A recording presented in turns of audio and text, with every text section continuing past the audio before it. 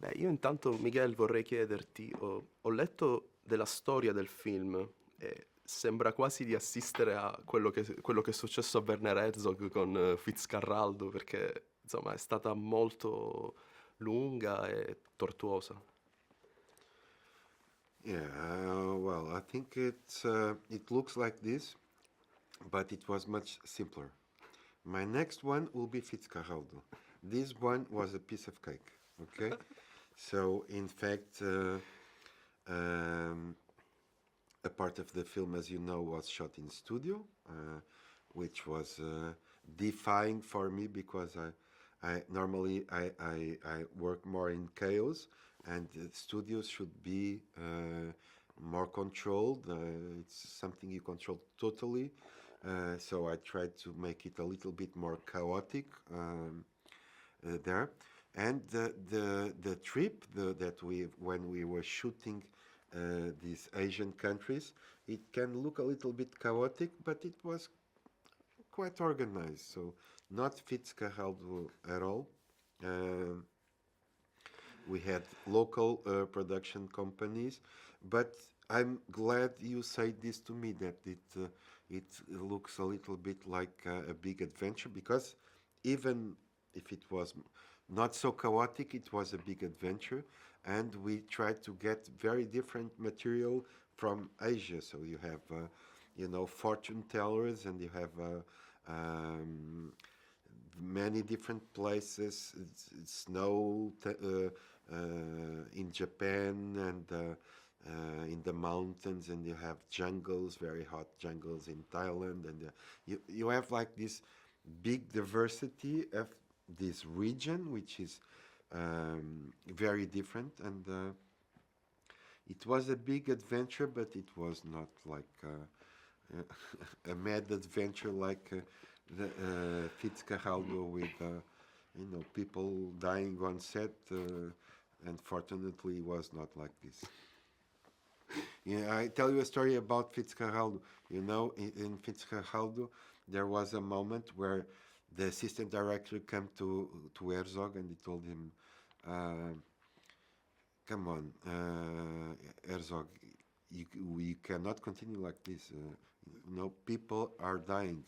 And he made this pause and he said, "How many?" Quindi, a proposito del fatto che sono tutti sani e salvi, com'è stato lavorare con Gonzalo e Krista?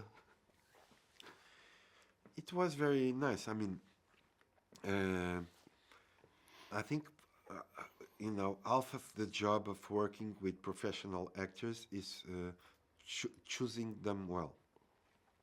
And so, from the moment we were reading the story, for us it was Krista was really obvious. In the case of Gonzalo, maybe we had two possibilities, but in a way, we wrote a little bit thinking about him. Uh, and it's always different with every actor because they react to different things. So um, normally my method of directing the actors is quite easy. I have four buttons to push. So one is higher, speak higher. One is speak lower. One is speak faster. And one is speak slower.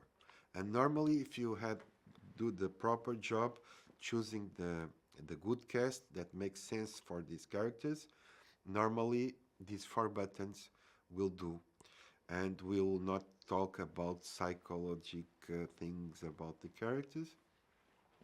But of course, people, even if they are very, very good professional actors, people are different, and so Krista and Gonzalo reacted to different kind of stimulus, and they are and so in a little bit the part of our job as director is to try to understand what are the people you have in front of you, and when you have to be more distant to them, or when you can be more close, and what is helping.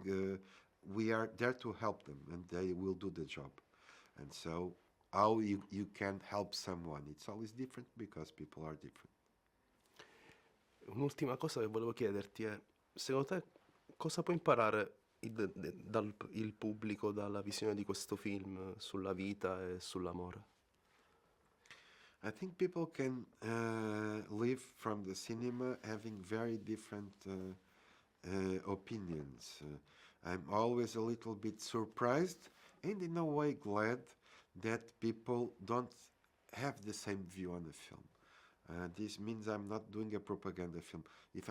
When you do a propaganda film, everyone will have the same image of the film because you're imposing something.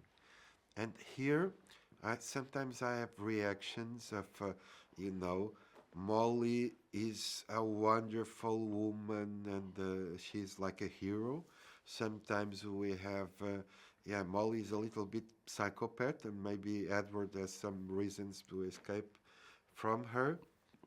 And sometimes we have this film is, it's not, it's like pro-colonialist because it does this denouncement in a very forward way, and sometimes we have other people saying this is a very clever way to denounce colonialism, and so people can take wherever they can take from the film because the film, there's this thing projected on a screen and it's the same. Everyone will see the same images, will hear the same sounds, but the real film happens inside the people's heads. So it's an encounter.